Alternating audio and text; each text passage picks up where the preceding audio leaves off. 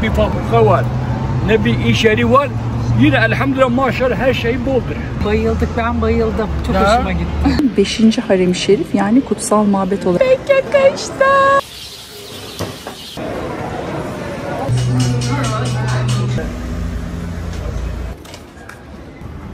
Hem dikkatli. Kaçak çay geliyor şimdi. Kaçak çay, ismi kaçak çay. Normalde Şimdi Martini parmak izi yapmış kaya. Nasıl?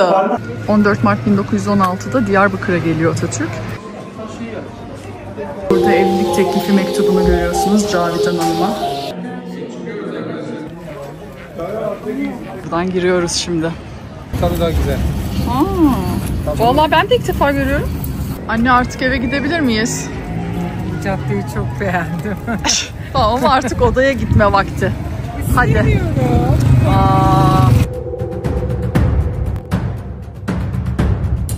Merhaba arkadaşlar, nasılsınız? Bakın kimleyiz?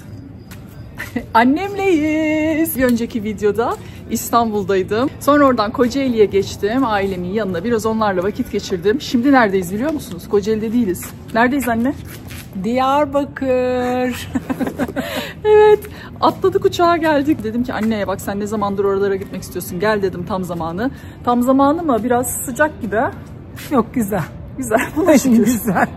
Urfa'ya gideceğiz, Mardin'e gideceğiz. Yaklaşık bir 10 gün civarda olacağız. Bir 10 kilo alıp döneceğiz Allah'ın izniyle. Allah korusun. Yiyelim ama kilo almayalım. Vallahi dün geldiğimiz gibi akşam geldik çıktık. Saat 8-9 yemeğe oturduk. Bir yemişiz. Yani her şey aşırı lezzetli.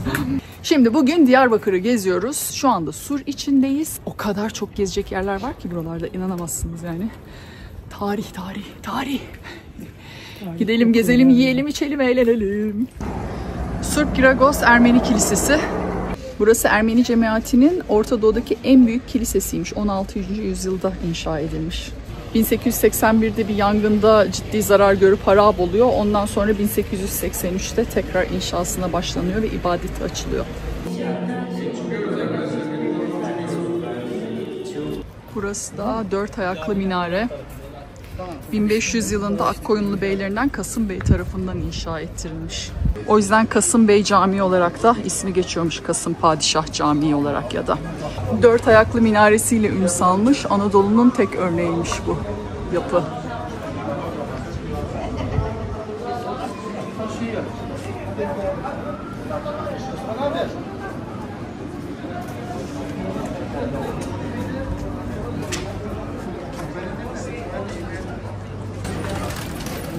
Akşam biz tabii geldik işte buradan böyle merkeze doğru yürüdük. İzdihamdı burası ya, o kadar kalabalıktı ki.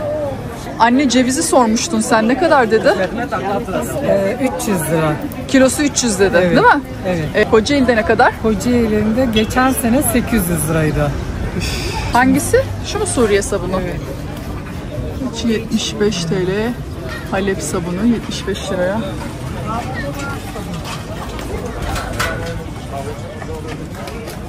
Nasıl? Onun da farkı var mı acaba? Kuyumcuyu mu diyorsun? Kuyumcu. Altın mı alacaksın? Ha. Annem uygun buldu diye bütün şehri indirecek şimdi. Belki farklı olur. Soracağım bak, gerçekten soracağım. Sorayım mı? Sor. Hadi gel Bekle sor. bir dakika. Tamam. Annem Doğu'ya ilk defa geliyor. O yüzden böyle acayip de merak ediyordu nasıl diye. Şimdiye kadar daha bir günde bayıldı. Ne oldu? 8270. Ne kadar ki benim fikrim yok. Artmış. Bizimkisi de bir umut. Belki dedik hani altını burada uyguna buluruz falan. Şimdi Sülüklühan'a doğru yürüyoruz. 1683'te Hanilioğlu Mahmut Çelebi ve onun kız kardeşi Atike Hatun tarafından inşa edilmiş. Siyah bazalt taştan yapılmış. Böyle kocaman bir hana çıkacağız birazdan. Böyle mi gidiyoruz acaba? Devam edelim bakalım. Zamanında burası 3 katlı ve her katında 18 odanın olduğu bir yapıymış ve zemin katı ahır olarak kullanılmış, fakat günümüzde tek katlıymış. Anne dikkat et. Sen dikkat et. Ben dikkat ediyorum, sen devam et, gel. Basamaklarına bak. Göremedim ya. Göremedim. İyi misin? Bir şey oldu mu? Gözlük de yok ama. İyi misin? İyiyim. Bunlar da yediler. Ya. Şey geldi aklıma. Kitaplarda okudum kanlar. Heyecan yaptım.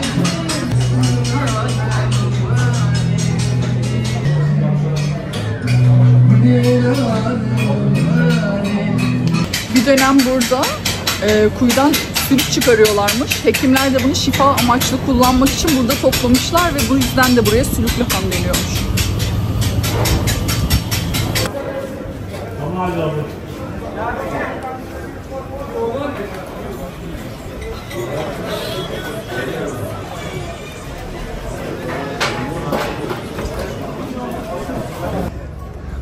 Ulu Cami. Gel girelim içeri. Ulu Cami Anadolu'nun en eski camilerinden. Yapım tarihi bilinmiyor ama kentin en büyük kilisesi olan Mar Thoma Kilisesi'nin milattan sonra 639 yılında camiye çevrilmesiyle oluşturulmuş burası. Şuradan devam edelim.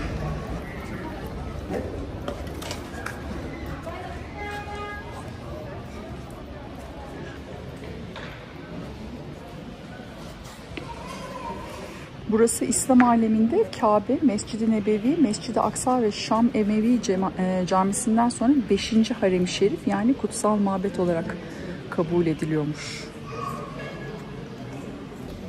İkimiz de üstümüze şal almayı unuttuk, iyi mi? Aferin bize.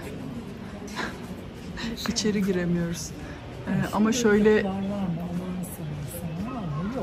Yok anneciğim. Hep eskideymiş. Ne varsa eskideymiş. Gerçekten çok güzel. Yapanlar diyorsunlar. Senin ne? Son yolculuk. Son yolculuk taşı.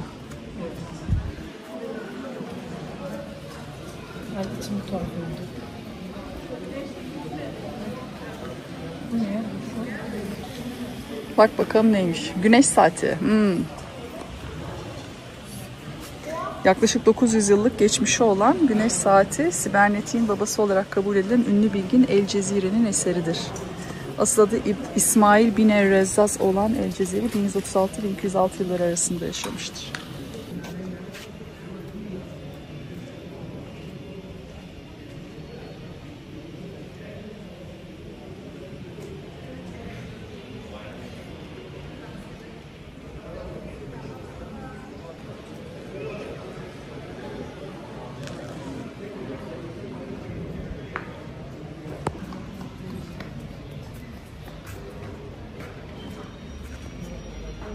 İçeri giremedik, camdan bakıyoruz, üstümüz şu an müsait değil diye.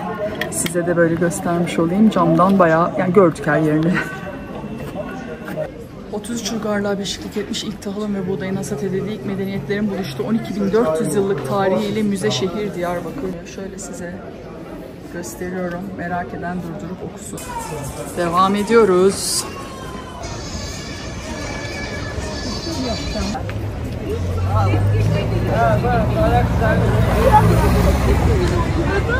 Şimdi Hasanpaşa Hanı'na doğru devam ediyoruz. Burası da Osmanlılar tarafından Diyarbakır alındıktan sonra 3. vali olan Sokullu Mehmet Paşa'nın oğlu Hasanpaşa tarafından yapılmış 1572-1575 yılları arasında. Devam. Şuradan giriyoruz anne, gel.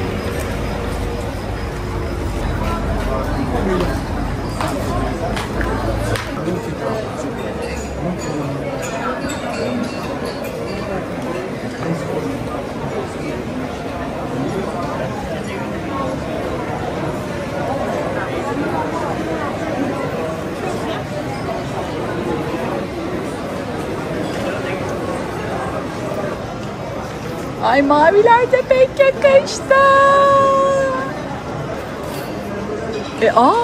Sonra şimdi değil. Her şeye sonra diyorsun. Çantama atarız. Sor fiyat. Pardon. Siz mi bakıyor? Yok, siz bakmıyorsunuz galiba. Fiyat soracaktık. Hoş geldiniz. Merhaba. Bilebilir miyiz? 150. 150. Alacak mısın? Şimdi almayacağım. Gezdikten sonra. Biraz fiyat. Tamam, peki. Teşekkür ederiz. da var. Hangisini istersin?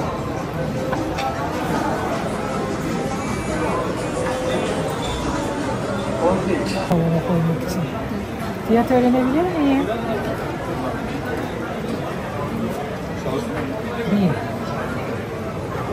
1000 liraymış. Çok güzelmiş. Onu da almadık. Devam ediyoruz.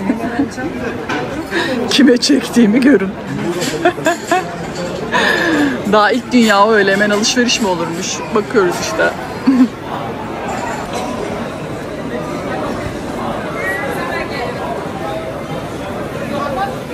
Şunun da rengilikler hepsi var. Şunu. Bir de ben şunları sevdim. Şunların Hangisini tarzına. sevdin? Bunlara da bir fiyat soralım. Güzel. Şunlar etek. Şu etek Merhaba. mi? Şalvar. Yok şu. Şalvar mı? Bunun fiyatı nedir acaba? 850. Çok güzel. Sen giyiyorsun Yasin. Şunlar etek. Bu damış. Ha bu etekmiş.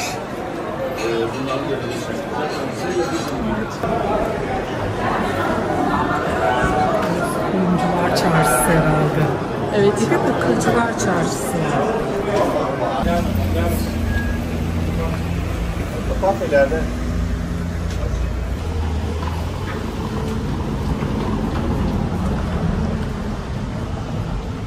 Burası Ahmet Arif Edebiyat Müzesi. Cahit Sıtkı Tarancı'nın yeri vardı bir de burada. Oraya geçen Diyarbakır'a geldiğimde gelmiştim. Şimdi birazdan orayı da buluruz. Önce şuraya bir girelim.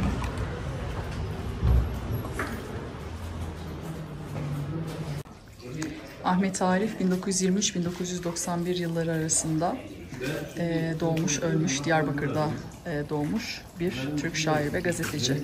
Kütüphane bölümü.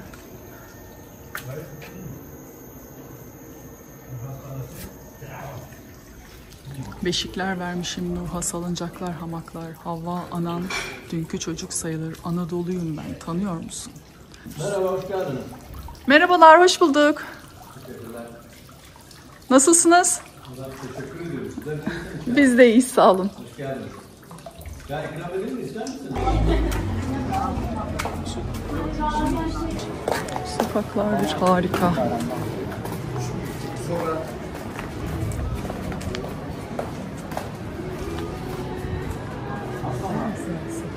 Çok. Bir kıştı ben buralara geldiğimde anne. Gel girelim.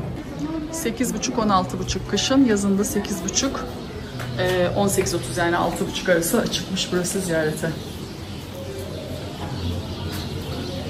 Müze kartla giriyoruz. 65 yaş üzeri, ücretsiz. Ünlü şairimiz Cahit Sıtkı Tarancı'nın doğup büyüdüğü ev 1733 yılında inşa edilen ve Diyarbakır'ın geleneksel sivil mimarisinin en güzel örneklerinden biri olan tarihi bir yapıdır. Buyurunuz, görüyoruz şu anda.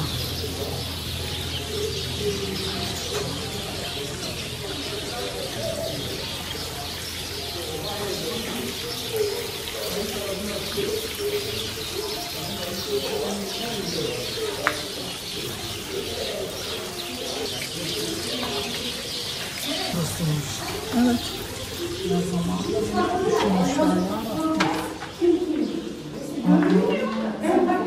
Serdap Soğukluk kapalı bir mekan olarak tasarlanmış, sıcak yaz günlerinde küçük süs veya selsebilli havuzu ve avlu tarafına bakan pencerelerden gelen esintiyle serinlemek için yapılmış mekandır.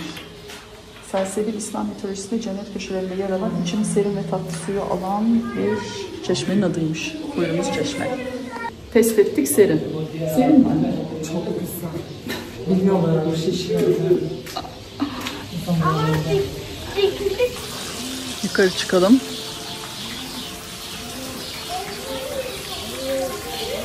Hikayeciliği ve şairliği.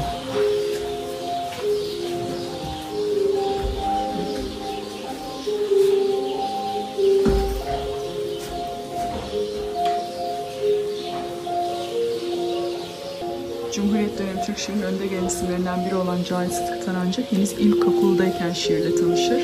Bir söyleşisinde ilkokuldayken Namık Kemal'in, Tevfik Fikret'in ve Mehmet Emin'in şiirlerini yüksek sesle okumayı pek severdim demiş. Burada evlilik teklifi mektubunu görüyorsunuz Cavidan Hanım'a. Şöyle göstereyim size, siz okursunuz. Ama başlayalım. Bu satırları sizce malum bir gönül zaruretiyle yazdığımı bildiğiniz için beni affedeceğinizi umuyorum. Söyleyeceklerimin çoğunu biliyorsunuz ama yine söyleyeceğim. Siz bence Türkiye'nin en dilber, en ince, en akıllı, en halden bilir, baş tacı edilmeye en layık kızısınız ve ben bir seneden fazla bir zamandan beri sizi kulunuz, köleniz olurcasına seviyorum. Ve burada mektuplarını görüyorsunuz.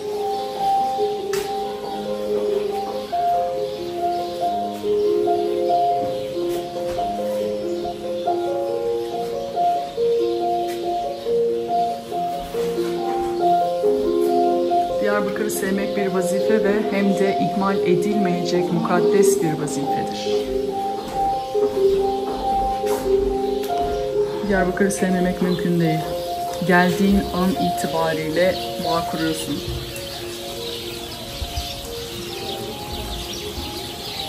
Gerçekten çok güzel bir şehir. Daktilosunu görüyoruz. Evet.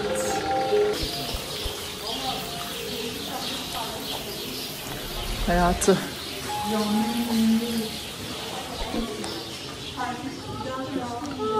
Anne.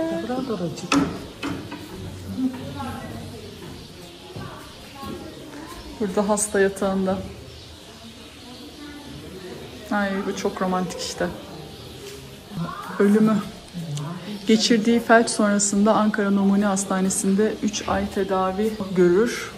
Başta devlet erkanı olmak üzere dostları ve sevdikleri onu bu zor zamanlarda yalnız bırakmaz. Tedavi sürecinde beklenen düzeyde ilerleme gösteremiyor. İstanbul'a götürülüyor fakat burada da çare bulunamıyor. Sonra Diyarbakır'a geri getiriliyor. Bir yıl baba evinde kalıyor. 1955 7 Ekim günü dostlarının teşebbüsleriyle Ankara Üniversitesi Tıp Fakültesi bölümüne yatırılıyor. Buradan da Viyana'ya gönderiliyor. Viyana'da zatülcem hastalığına yakalanıyor ve 12 Ekim 1956 günü hayata gözlerini kapıyor. Türkiye'ye getirildikten sonra Cebeci Asri Mezarlığı'nda toprağa veriliyor. Allah rahmet eylesin.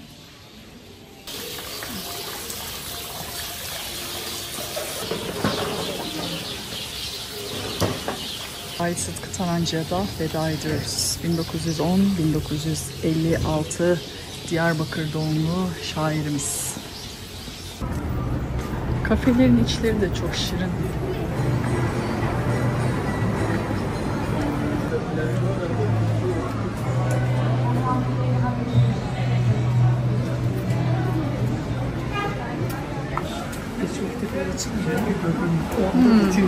Ona kadar açıksa geliriz sonra anne istersen. Sokak da çok güzelmiş.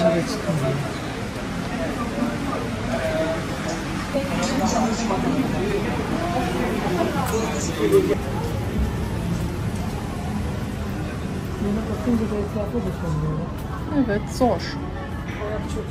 Çok zor. Hem dikkatli yürüyeceksin hem etrafa bakacaksın.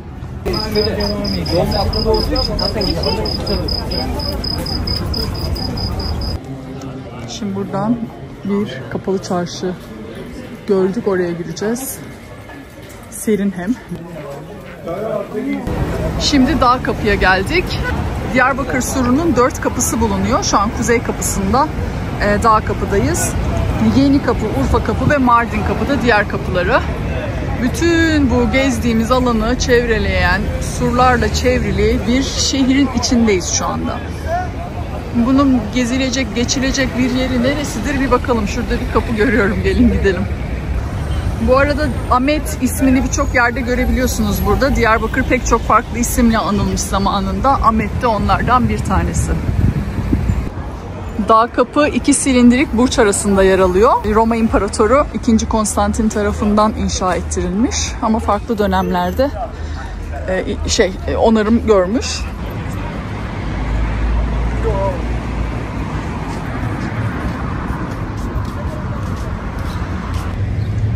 Böyle sur devam ediyor ama tekrar geri girip surun içine gireceğiz. Eskide bizi Diyarbakır hep terör saydı. Abi böyle bir şey yoktu. Valla biz de 5 vakit Allah biliyor, Allah yolu biliyor, namazını kılıyor. Yani Diyarbakır eskiden dedi ya gitme Diyarbakır, hep terör. Halbuki böyle hep bir milleti kandırdılar. Geldim size kimse bir şey dedi diye. Yok çok Diyarbakır Bayıldık. Ben bayıldım. Çok Ya. hoşuma gitti. çok ama hoşuna gitti. Ama sürün işi her tarafa getirin hasilim hala. gideceğiz. Daha dün geldik. Gezeceğiz şimdi. Geldi. Hala gitti Ama görüyor. böyle şey duyurmak lazım. Yani Halk bilsin. Diyarbakır hayru berdir. Diyarbakır'da ne bir fabrika var, ne bir iş yeri var. Yine elhamdülillah maşallah her şey boldur. Maşallah. Ucuzdur. Yani bazı Ucuz, evet, çok ucuzdur. fiyatlar çok uygun. Uygundur yani. Kızıma diyorum ki buradan alıp gidelim, her şey çok Diyarbakır uygun. misafirperverdir. Evet. Bak işiniz paranız olsa para vereyim, ihtiyacı varsa ihtiyacı göreyim. Tabii. Yani elhamdülillah çok şükür Diyarbakır böyle bir şey değil. Diyarbakır bereket bir yerdir. Evet. Teşekkür ederiz. Sizi bu arada YouTube videosuna çektim. Sakıncası var mı? Yok bir şey olmaz. Tamam. Bir şey olmaz. Çok teşekkür ederiz ya. Vallahi sağ olun. Diyarbakır'ı görsün insanlar. Diyarbakır. Evet çekiyoruz. Her yeri gösteriyoruz. Çok güzel. Ben Çok de memnun olduk. Çok sağ olun. Geldi. bayıldım. Evet çok sağ olun. Burada hangi sokağa gitsem ben hep bu sokağı tanıyorum. Ben de gözü kapıdayım gidip gezeyim. Ben çok gezmiş ama. Ne güzel işte. Gezmişim. Çok güzel şehirde doğmuşsunuz. Sağ olun. Hadi Allah'a ısmarladık. Allah'a ısmarladık. Güle güle bak. Teşekkürler. Allah işinizi rast gelsin. Sizin de sağ olun. Bak ne güzel söyledi. İşte asıl yerlisinden dinleyeceksin. Sur'la ilgili de hemen kısaca bir bilgi vereyim. Burası dediğim gibi devasa bir sura sahip arkadaşlar Diyarbakır. Zaten Çin Seddi'nden sonra da ikinci en büyük savunma hattı deniliyor. Ayrıca 2000'de burası Dünya Mirası geçici listesine alınıyor. 2015'te de tescilleniyor. UNESCO Dünya Mirası listesinde Diyarbakır surları. Böyle sur boyunca yürüyeceğiz şimdi. İleride Diyarbakır Kalesi ve Arkeoloji Müzesi var. Orayı da bir görelim. Buradan giriyoruz şimdi.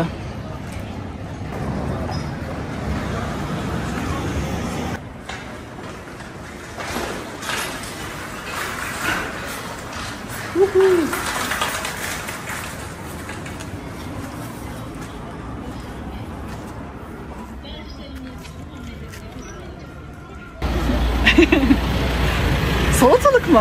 Salatalık çeşitli aynen. Tabii salatalığa yakın ama tabii daha güzel.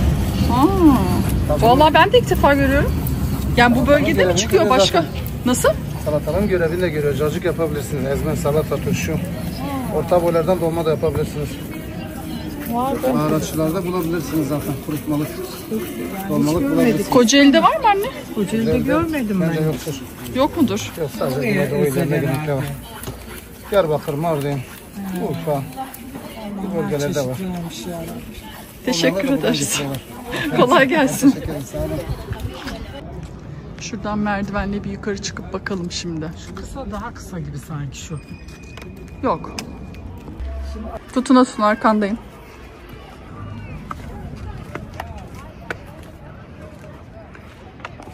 Pozumuzu da verdik. Devam.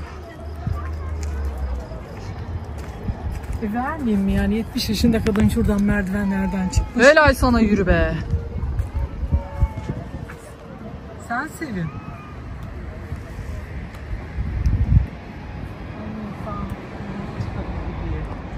Seviniyorum anacığım. Tabii canım deniz yok ya. Deniz gibi gözüküyor. Yok dedi ya şeyleri inekli diye. Yok o nehir değil.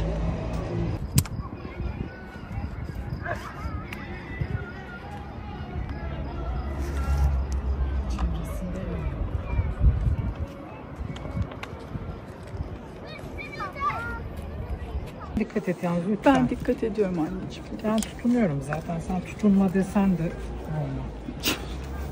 Yine var. İyi ama merdivenler. Bu tarafa doğru dönsene daha rahat Şu olursun. bacağımla daha kolay iniyorum bu yüzden. Tamam. Ha, onu bilmiyorum. o Anladın zaman. mı? Bana tutun istersen. Şu yok, çok rahatım. Sağ Böyle bacağımla biraz daha dik iyi. ama rahat çıkılıp inilebiliyor. Yok, yok, Sorun güzel. yok. Şimdi surumuzu yürüdük burada. Nihat Beyler sağ olsunlar su ikram ettiler. Oturun dinlenin dediler. Hem de şöyle bir içeriği gezin dediler. Bir bakalım neler var neler yok. Instagram sayfanız mı? Hamrabat, tamam. Ne bulacak burada Instagram sayfanıza girenler? Misafirler geldiği zaman Diyarbakır'a ait, Diyarbakır temalı el yapımı sanatsal ürünleri bulabileceği tek yer. Mesela şurada bizim bölgesel bayanlarımızın yapmış olduğu sabunlarımız var, organik sabunlar. Ya bir ilaç niteliğinde. Ondan sonra şu ahşapları gördüğünüz, onlar da ileri zamanda yakın bir şekilde el işi kendim yapıp üzerine işte Diyarbakır hatırası olarak yapıp satışa sunacağız. Tamamıyla Diyarbakır kendi tasarımı, Diyarbakır temalı magnetleri yapmış oldum. Şu an bir 15-16 kalem var. İnşallah bunu 30-40 çıkarmayı düşünüyorum. Hadi bakalım. Ondan sonra bakır, alüminyum el sanatları, ondan sonra toprak cezveleri getireceğim, kahve fincanları getireceğim. Yaklaşık bir hafta sonra falan resim açılışını yapacağız. Zaten burada ilan edeceğiz sayfamızdan. Tüm sevenlerimize bekleriz burada. Biz en azından bir çay ve suyumuzu içmeye bekliyoruz. Ya çok teşekkür ederiz. Valla çok naziksiniz. Çok teşekkür ederim. Yani çok sağ olun. bakın söylüyorum tekrar, o yorgunlukla indik, hemen böyle ille oturun dediler. Çok nazikler ama Diyarbakır'da herkes çok kibar davrandı. Yani genelde Anadolu insanında var zaten. Ben çok gezdiğim için bölgeyi. Evet. Yani herkes ne ikram edeceğini şaşırıyor. Böyle çok güzel ağırlıyor, sohbet ediyor falan. Yani çok zevk alıyorum bölgeden. Çok teşekkür ederim. Teşekkürler. Düşünceniz için çok teşekkür ederim. Kaçak çay geliyor şimdi. Ama kaçak çay ne dediniz? Kaçak çay, ismi kaçak çay. Normalde Sri Lanka'dan özel üretilmiş çayların aslında Türkiye'de gelmiş olduğu, daha önce yıllar önce kaçak çay tabir ediliyordu. Aslında vergisi ödenmiş çaylar. Yani isim kaçak ama vergisi ödenmiş çaylar bunların. Evet tabii ki canım. Ama Sri Lanka'dan mı geliyor? Evet, çayın ana vatanı Sri Lanka. Yani hatta şöyle söyleyeyim ben, ara bir dipnot vereyim ben.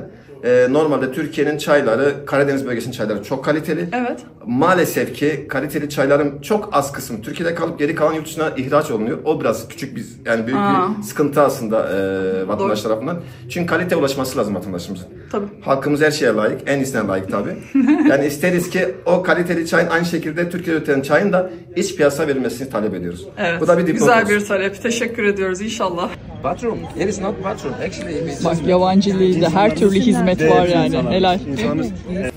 Cihat Bey dedi ki şurayı çıktınız ama anne yok, sen bir önümden çık, ben evet sen benim önümden çık. Şu ortadaki yeri açıp gösterecek. Oranın bir hikayesini anlatayım size dedi. Çok merak ettim. Annem ikinciye çıkıyor bak. Yüksek mühendisim. Bunları aslında uygun diye yaptım. Şunları bir de Nevşehir'den buldum ama Diyarbakır'a ait. Eskilerin orijinali bozulmadan yaptırdım ben. Yani neyse, memleketi sevmek böyle bir şey. Şimdi Burası ama ziyarete açık değil o zaman sizin. hizmeti açıyorum ya, yeni yapacağız. Açık, tamam. Biz burayı divan yapacağız. Biz Diyarbakır divanı yapacağız burayı. Tamam. Şark usulü mindelerimiz olacak ve daha önce kaybolmayı tutmuş olan kültürümüzü ortaya çıkarmak için uğraşıyoruz. Ay harika. Buranın çok güzel bir özelliği var. Mesela şu gözler aslında burası kadın diyardır. Diyar-ı Bekir, bekar kadın diyarı. Olarak Meryem-i Dağı'nın hükümdarlığındayken çok güzel nam yapmıştı. Burada okçuların yeri. Okçular tamam. burada dışarıdan görünmeyen, içeride büyük bir hedefi uzaklanan bilgi. Hayranlık uyandıracak bir bilgi aktaracağım. Lütfen anlatın, hep beraber dinleyelim. Diyarbakır surları, Diyarbakır'da bulunan Karacadağ'ın lav taşlarından diğerlerine dökülen taşlar yapılmış. 8.000 yıllık yazıtsal geçmişi, 12.000 yıllık karbon ayak izi var. Bunların en güzel özelliği mesela şu harç yapımında ise Diyarbakır'daki surlar örümcek barındırmazlar iç taraflarında. Bunu da harcın içerisindeki burada yaşanmamış ama deve kuşu yumurtasının kabuklarına harç yapılmış ve ondan mütevellit örümcek barınmıyor burada. Evet, gelmez deve kuşu. Evet. Doğru. Herkesin bir imzası var. Siz de herhalde mühendissiniz. Evet. Ben de mühendisim. Şimdi mesela benim yaptığım çizimleri bilirler. İşte Can Topak yapmış bunu veya bir doktorun yazısını bir eczacı bilir falan, hoca bunu yazmış. Buraları yapan kişinin de çok güzel bir özelliği var. Yapan mimar kendi parmak izi yapmış yukarıya. Nasıl? Parmak izi basbayağı. Hadi canım. Bak şimdi söyle bak. Evet. Şöyle mesela baş parmak izi. Ay evet. Şurası baş parmak. Evet gördüm. Evet. Yapan kişinin uzmanlığı tabii. Ya yapan kişinin kim olduğu falan onunla ilgili. Anlatırım ben size bunları bildiğimiz kadarıyla. Tabii bu üstteki tuğlalar ateş tuğladır. Dicle Nehri'nin karşı yakasında bulunan topraklardan yapılmış. Zaten değişik bir tuğla. Evet, değişik bir tuğla. Tamamen Diyarbakır'a ait bir şey.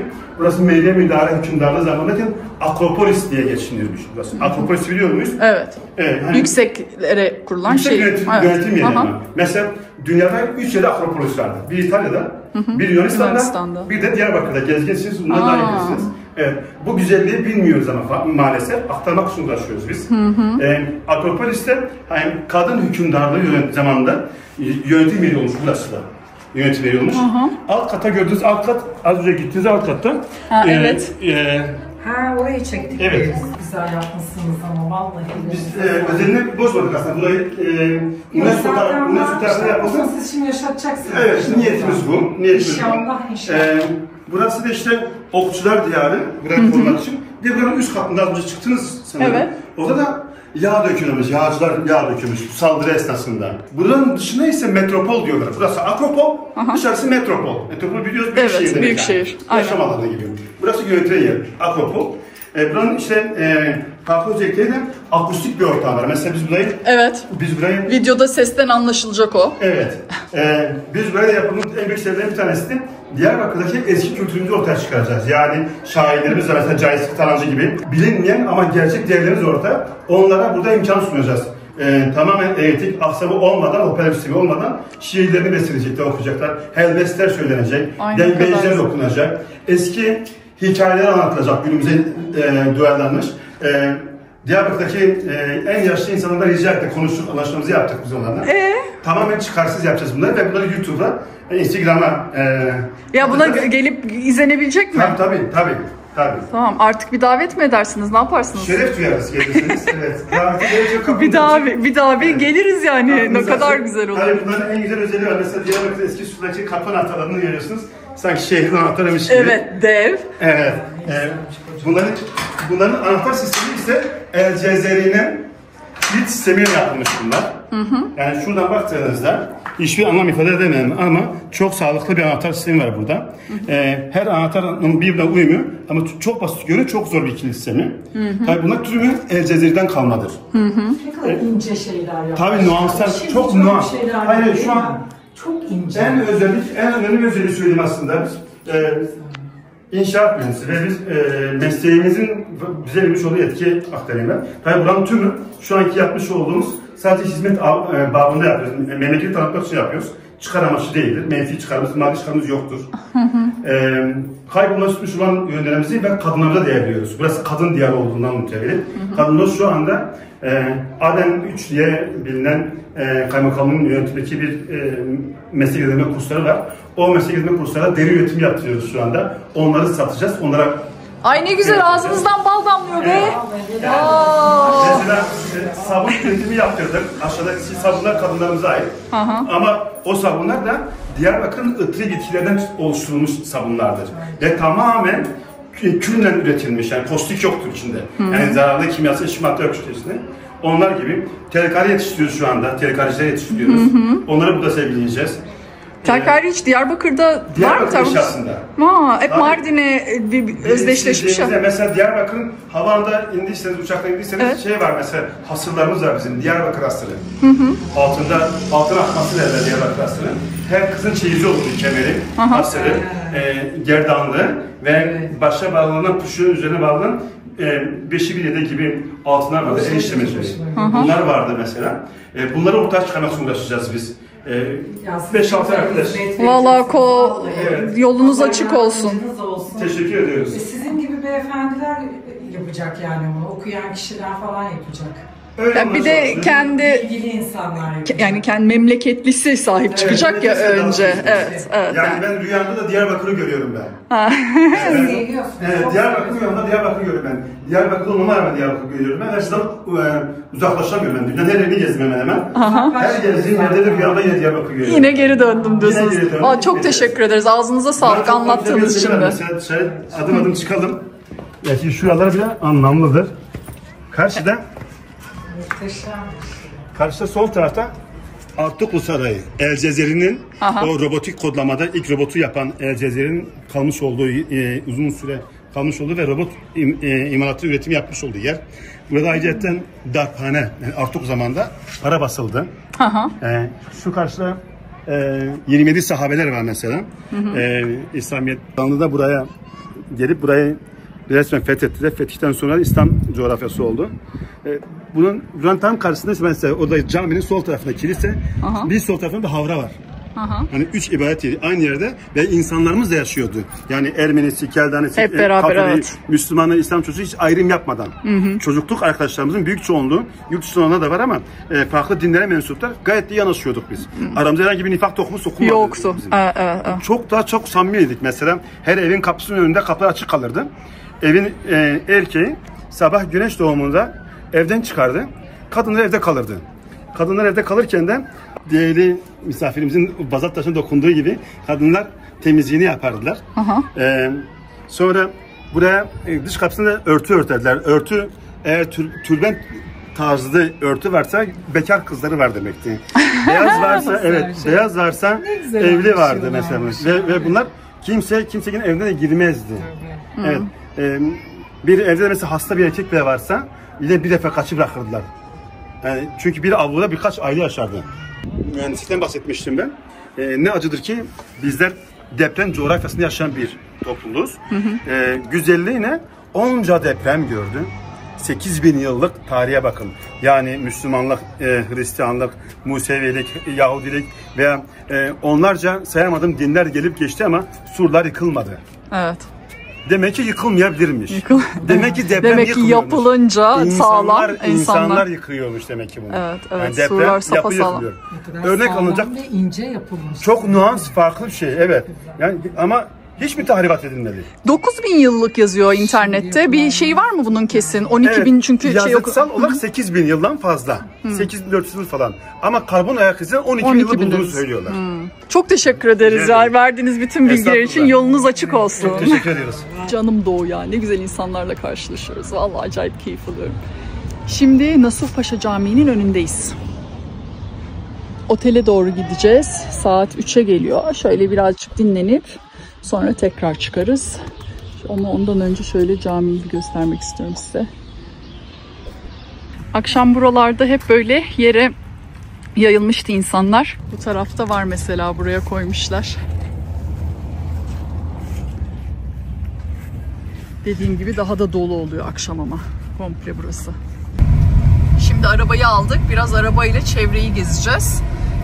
Önce bir yerlerde bir şeyler yiyeceğiz. Her yer ciğerci. Diyarbakır'da ciğer yemeden dönmek olmaz deniyor. Lakin ben memleketin farklı, burada yemeden olmaz denen yerlerinde ciğer denedim. Arkadaş bir türlü sevemiyorum yani. Yok, olmadı da olmadı.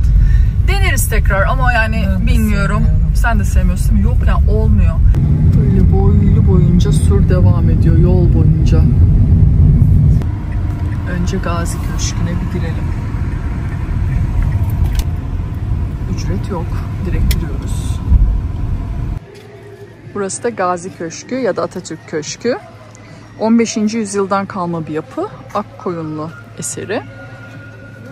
14 Mart 1916'da Diyarbakır'a geliyor Atatürk ve 1917-27 Mart'a kadar bu köşkte kalıyor.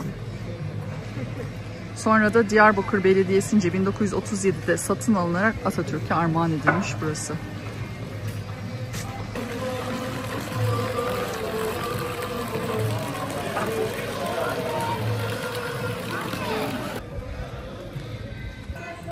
Ali Emiri 1857-1924, Süleyman Nazif 1864-1927, Ziya Gökalp 1876-1924, Celal Güzelses 1895-1959 ve Cahit Sıtkı Tarancı 1910-1956. Karşınızda 10 gözlü köprü. Neden 10 gözlü? Çünkü 10 tane açıklığı var. Şu an göremiyoruz. O yüzden halk tarafından 10 gözlü köprü denmiş. Dicle Nehri'ni görüyoruz ve de hemen burada. Köprünün üzerindeki kitabede 1065 yılında yapıldığı yazılıyormuş. Mervaniler döneminde. Şöyle biraz yürüyelim, yaklaşalım.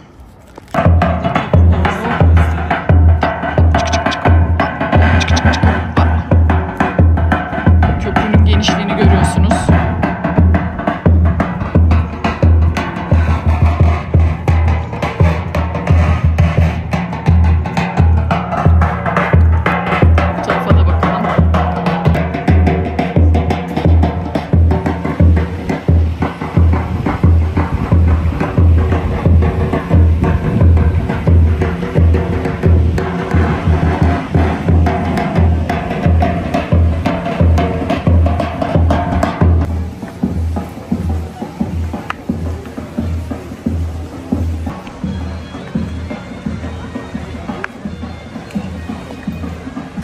Neyse şeyde dinleyeceğiz nasıl olsa.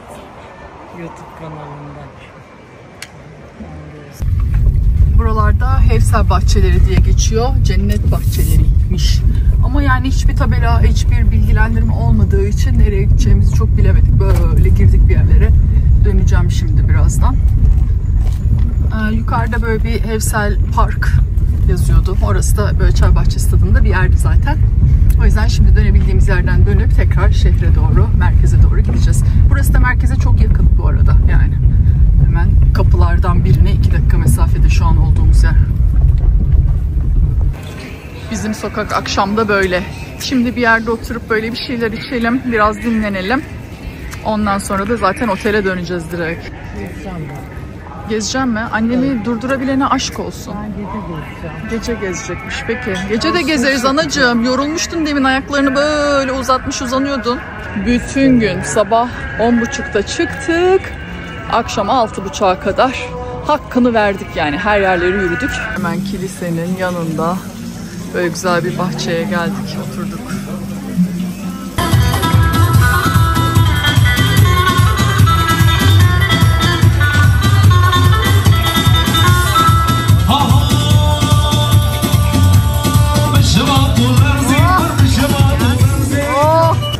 Anne artık eve gidebilir miyiz? Caddeyi çok beğendim. Tamam artık odaya gitme vakti. Hadi. Hadi bakayım. Hadi saat 9 oldu. Hiç gece sokağa çıkmadığım için çok hoşuma gidiyor. Otele gitmek istemiyorum. Bizimkiler evet yani Saat gece. 5 deyince evde olan bir bayanım ben. Evet anneciğim. Benleyken hayır. Benleyken sokaklardayız. Kadın evde olacaksın. Ama Kadın dediğin öyle olur. akşam ezanından sonra Evet. evine gider. Bak yok. Yorulduk artık. Odamıza gidiyoruz. Hadi. Şimdi Urfa'ya doğru yola çıkıyoruz. Anneme bitirme videosu yapacağız dedi. Diyor ki daha yeni başladık, neyi bitiriyorsun? Bir günlük içerik çıktı. Diyarbakır'ı öyle bir gezdik ki artık o bir sonraki videoda olsun ama bundan sonraki. Biz gezmeye devam ediyoruz. Daha 2. 3. günümüz falan ama gördüğünüz üzere çok yer var keşfedecek. Şimdiden biz size bay bay diyelim. Bir sonraki videoda yine birlikte olacağız inşallah. Beğenmeyi, abone olmayı unutmayın. Anne sen söylersen belki yaparlar. Lütfen abone olun. Yasemin'ciğim çok yoruluyor, uğraşıyor. Oo, anasının kuzusu çok yoruluyor. Çok yoruluyor, hak ediyor. Hak ediyormuşum. Her ananın kızı hak eder biliyorsunuz. Öpüyorum Evet. sizi. Bye bye.